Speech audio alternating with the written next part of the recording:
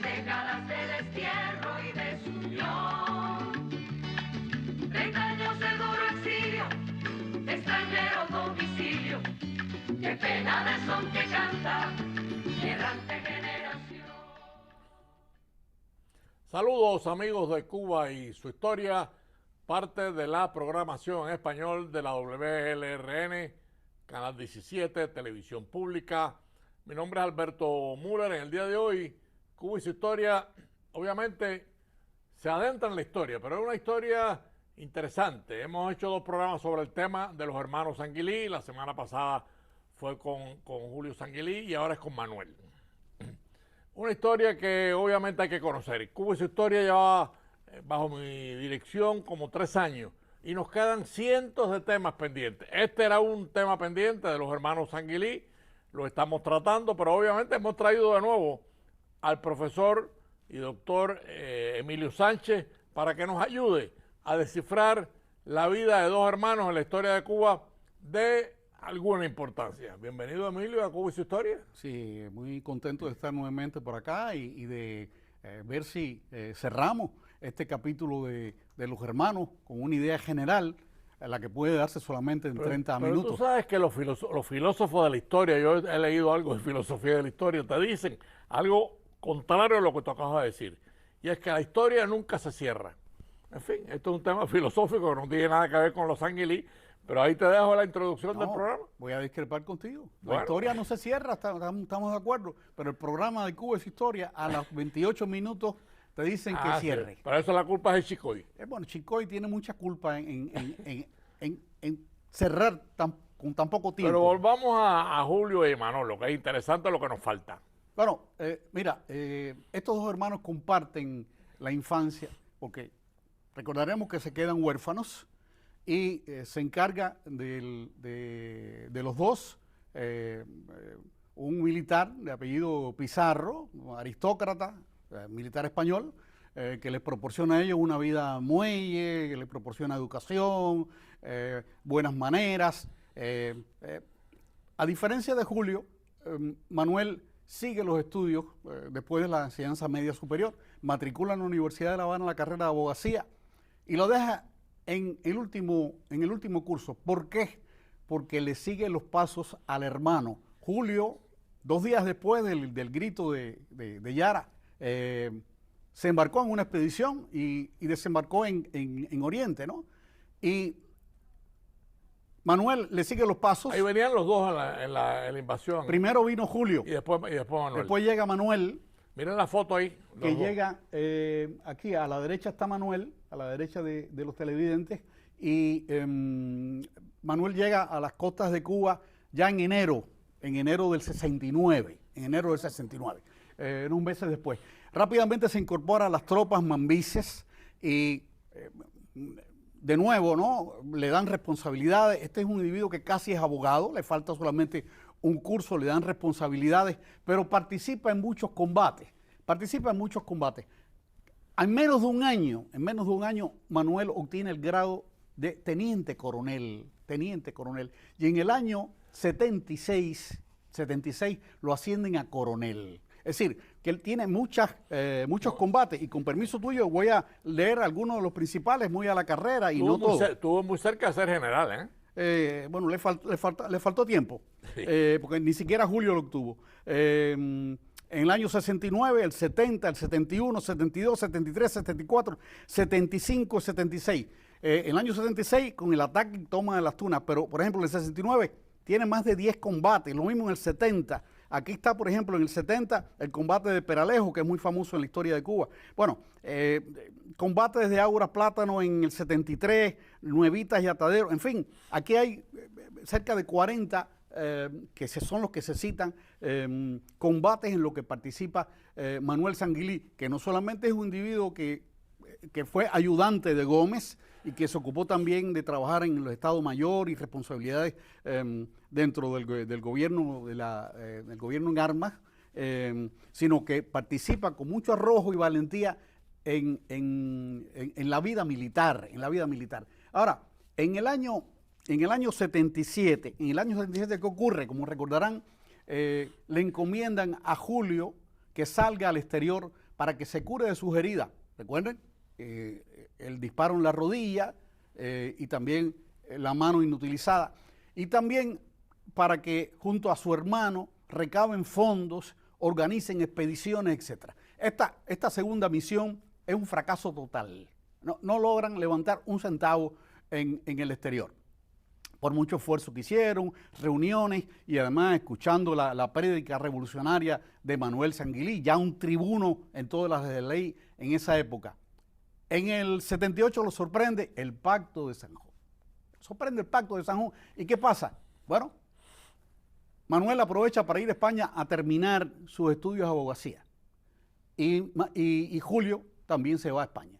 Después los dos regresan a Estados Unidos y de ahí a Cuba. Es decir, que ya en el año 80 los dos hermanos están de vuelta en Cuba, cada uno en lo suyo. Como recordarán, Julio está en aquellas actividades bien controvertidas de agente del gobierno español. Tú recordarás aquello, ¿no? Bien rara la conducta de Julio, que ya lo dijimos en el programa anterior, pero bueno, es bueno recordarlo. Claro que sí.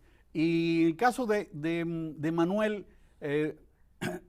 se incorpora a un bufete de abogados. Ahí está la foto de Manuel. Manuel. Ya mayor, ya viejo, ya.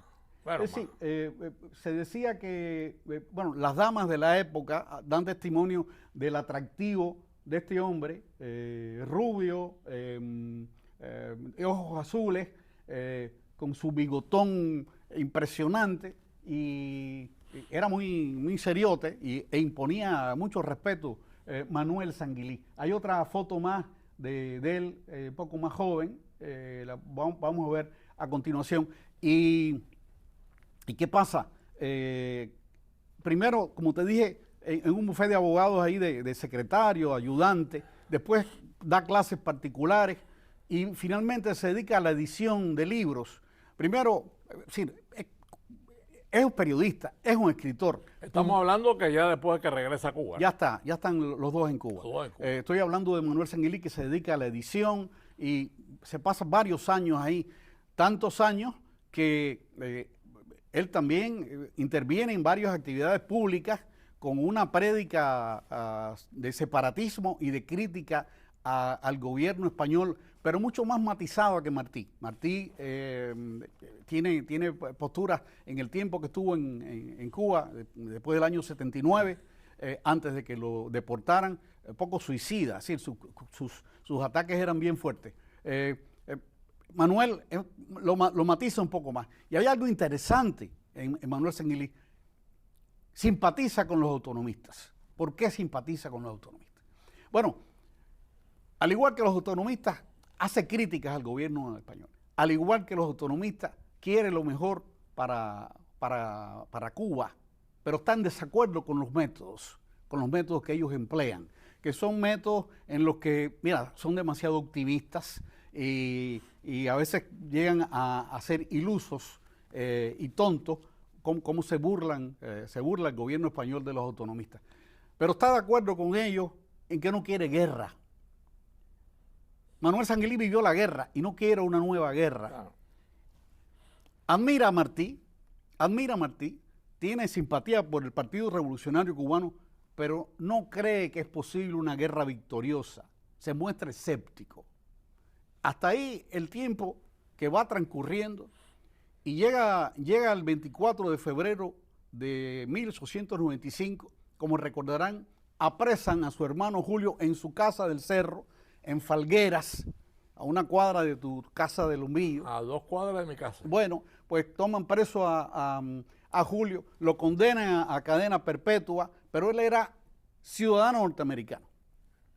Entonces hay un litigio entre Estados Unidos y España, y eso se demora alrededor de 3 años. O sea, cuando ocurre el apresamiento y encarcelamiento de Julio Sanguilí, lo encarcelan en La Cabaña, a cumplir su sentencia, Manuel Sanguilí se va a Estados Unidos con su familia y fija residencia en Estados Unidos.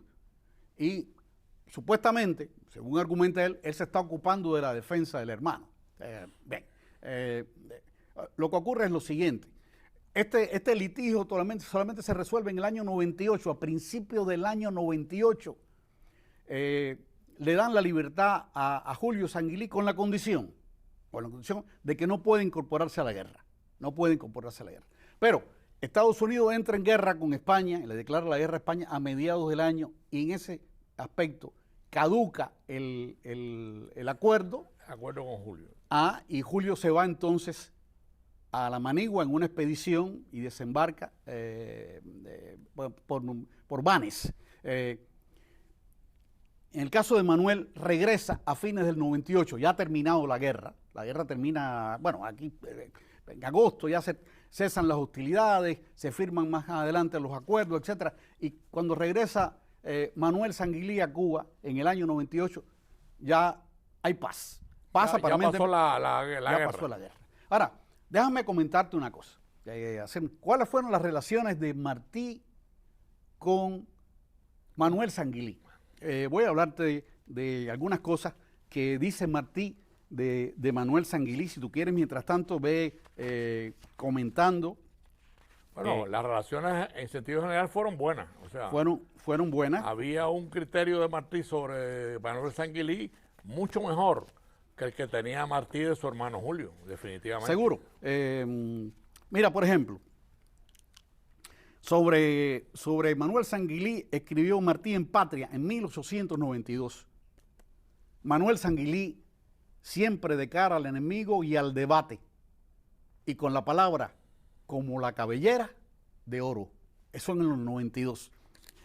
En el mismo año, en Patria, Martí dijo de Manuel Sanguilí: gran orador que pone a la vez en sus discursos la mente judicial y la estrofa arrebatada, que nutre el fuego de su oratoria con avaricia infatigable en la sabiduría verdadera del mundo. Manuel Sanguilí es uno de los grandes tribunos en la historia de Cuba, sobre todo en el siglo XIX, junto con Montoro y con José Martí. Son los grandes tribunos en la historia. Ay, Martí lo apreciaba, lo dice ahí, ¿no? Tú lo Bueno, ahí está. Esta es la opinión que tiene Martí, pero hay algo más que vincula a Sanguilí con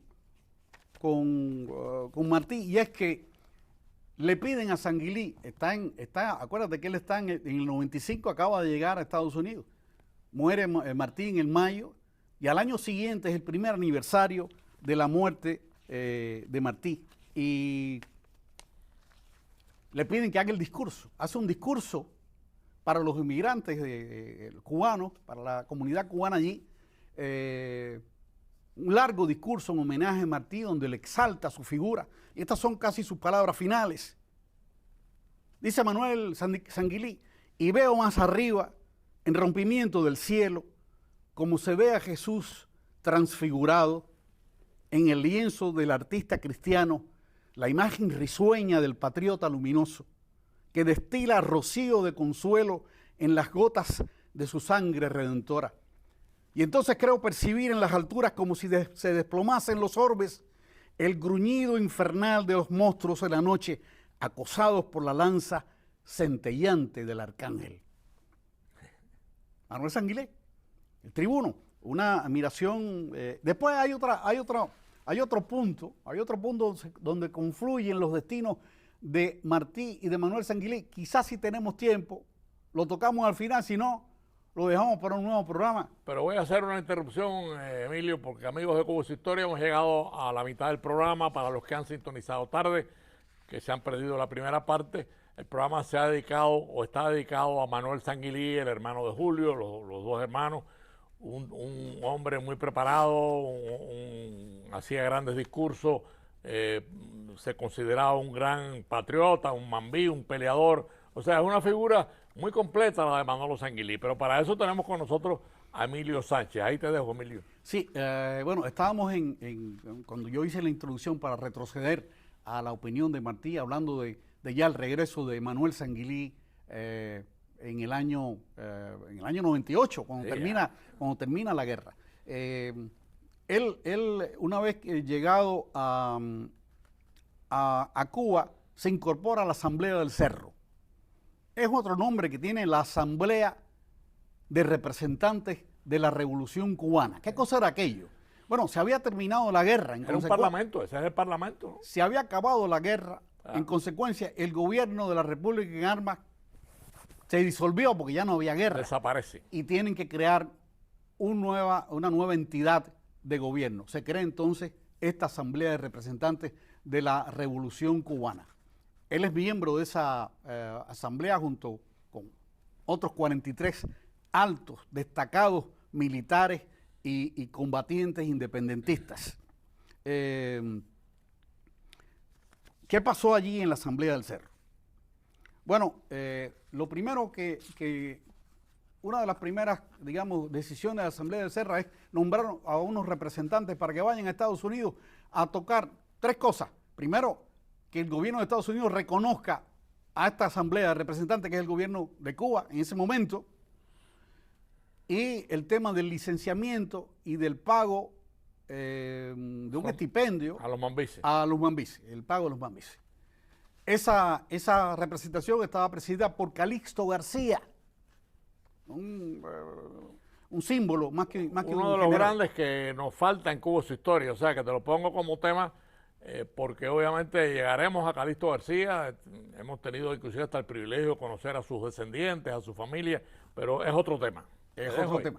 Bueno, va esta comisión a Washington, está Manuel Sanguilí, forma parte de aquella delegación, fracasa, muere además Calixto García en Washington.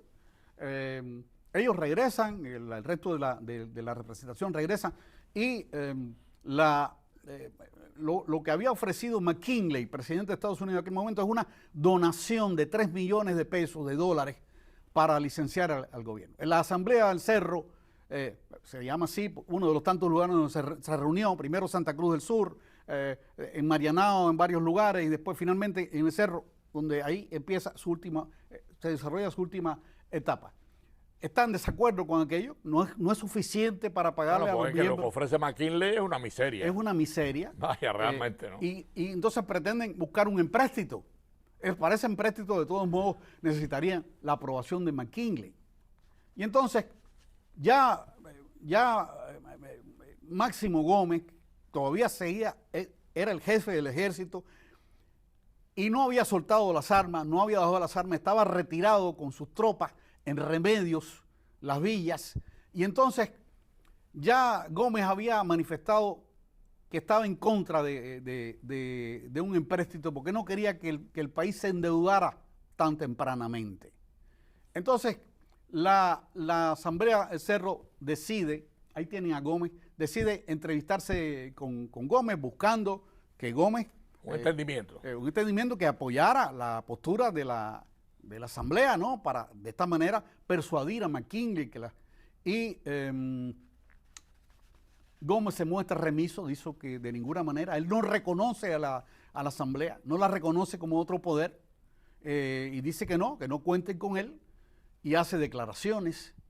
Entonces, la Asamblea, que ya había conversado en privado con él, hace una reunión y la mayoría de los que están en la Asamblea, por lo menos hay una firma de cerca de 30 personas que están a favor de una moción de Manuel Sanguilí en torno a la eliminación del cargo de jefe del ejército. Pero allí en la Asamblea... Pero una foto de la Asamblea del Cerro. Allí en la Asamblea, esta foto de la Asamblea del Cerro, allí en la Asamblea se desata una discusión violenta, y se propone incluso no ya la desaparición del cargo, sino la destitución de Máximo. Es una situación peliaguda porque no pueden existir dos poderes. Aquí renace de nuevo el conflicto entre el poder militar, que lo tiene Gómez, porque es jefe del ejército, y el poder civil, que es la Asamblea. En un momento en que tan difícil de una ocupación de Estados Unidos, eso no se puede permitir, no se puede permitir.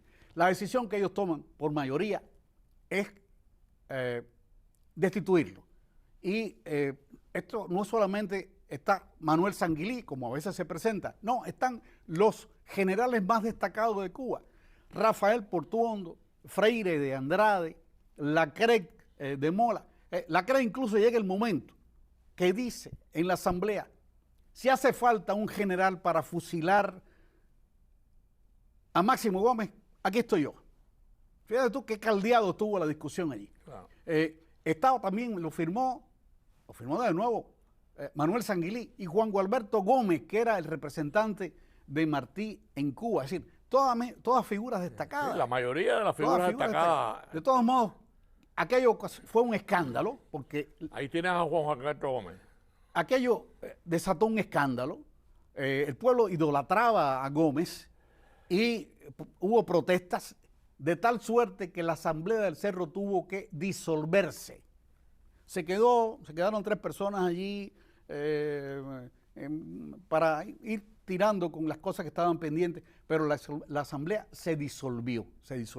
Esto es un tema polémico porque todavía esto no se maneja bien y a veces la actuación de Gómez no se presenta como es y lo ponen como una víctima de oportunistas, sin decir quiénes eran los oportunistas.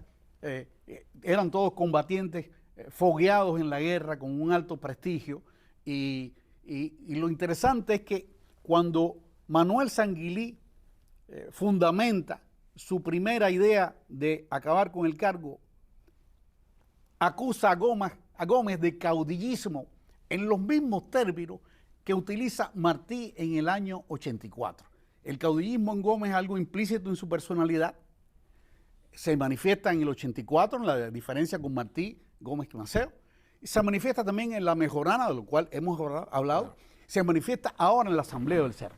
La Asamblea publica un manifiesto donde explica sus razones y ahí pone por escrito y acusa a Gómez de caudillo y de dictador. Habla de los arrebatos dictatoriales de Gómez, dice que no es un problema de ahora, del momento de la Asamblea, que desde el inicio de la guerra hubo conflicto con Gómez. Hasta aquí podemos dar ya alguna conclusión. Lo que pasa, Emilio, perdona que te interrumpa un segundo rápido, porque sé que el tiempo vuela. Ya realmente en este momento la Asamblea del Cerro, claro que tenía una función representativa, pero Cuba ya era americana. El poder que funcionaba realmente no era el cubano, era el gobierno de los Estados Unidos, que ese sería otro tema para Cuba y su historia, pero bueno, lo dejamos aparte ahí, porque es un tema de analizar. O sea, ya es otra Cuba de la que estamos hablando. El gobierno de los Estados Unidos no reconoció la beligerancia de los mambises antes de la guerra y no reconoció el gobierno que surgió en la Asamblea del Cerro.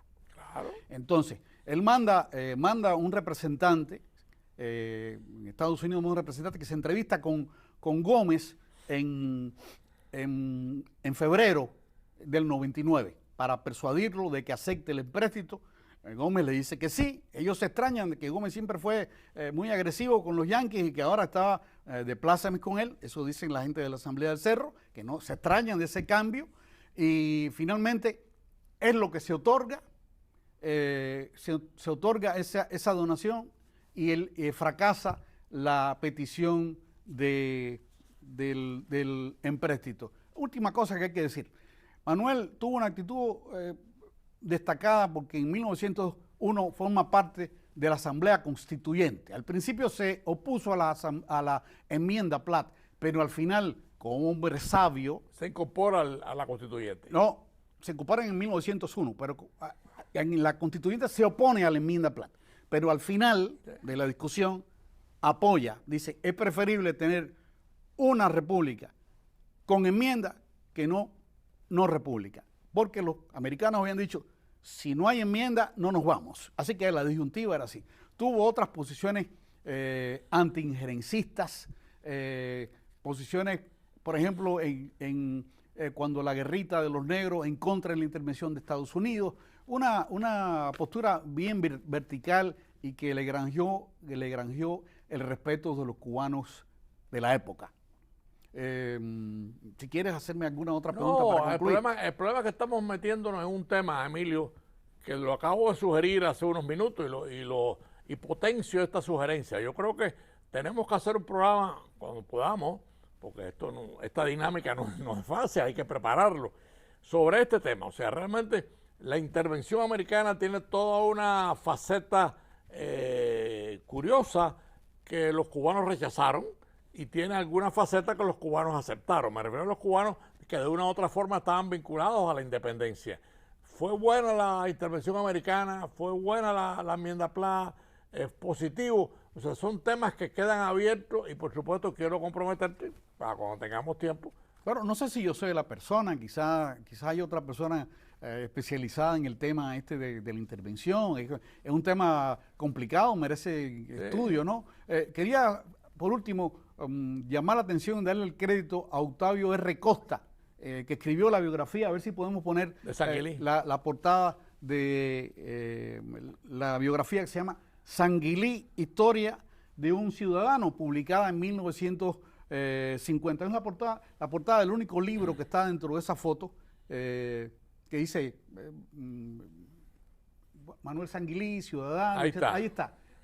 Debajo verán ustedes Octavio R. Costa. Bueno, Octavio es un historiador muy serio. Como no, muy respetado aquí en el exilio y estudioso del tema tema nos quedan 3 minutos de programa. Yo te pediría hacer ya un resumen final de Manolo Sanguilí o de Manuel Sanguilí, que obviamente es un hombre grande en la historia de Cuba, no podemos... Tiene muchas luces y pocas sombras. Claro. Las luces, hemos hablado de su arrojo en la batalla, en sus méritos militares, en su compromiso con la independencia, en su valía como intelectual, como escritor, como periodista. Tiene algunas, durante la República también, es lo último que hemos tratado. Y la sombra, mira, vivió un poco de espaldas a la fechoría del hermano, de Julio Sanguilí. Siempre apañó las fechorías. No, o al menos no se enteró. Bueno. Y él idolatraba a su hermano, quizás no concebía que el hermano pudiera caer en eso. Por último, esa estancia de él en Nueva York tan prolongada, no participó en la guerra de independencia, no participó, y sus argumentos son un poco cuestionables. ¿Por qué? No, porque estaba defendiendo a mi hermano. Bueno, si tenía un abogado que era quien lo defendía, él no podía hacer nada allí, ¿no? Después, no, porque no me invitaron a ir a la guerra, no recibí la invitación. Es decir, y esta actuación de la Asamblea del Cerro, por lo menos, si no es negativa, por lo menos es controvertida, merece aclararse más. Para mí el balance es positivo sobre Manuel Sanguilí. Bueno, Emilio, te agradecemos muchísimo este segundo programa sobre los hermanos Sanguilí, dedicado a Manuel, que obviamente fue el hermano que más demostró ser un hombre al servicio de Cuba. Julio tiene sus cosas raras, sus cosas, sus grandes interrogantes. Gracias por tu presencia en Cuba y su historia. Y amigos, nos vemos el próximo domingo a las 4:30 de la tarde.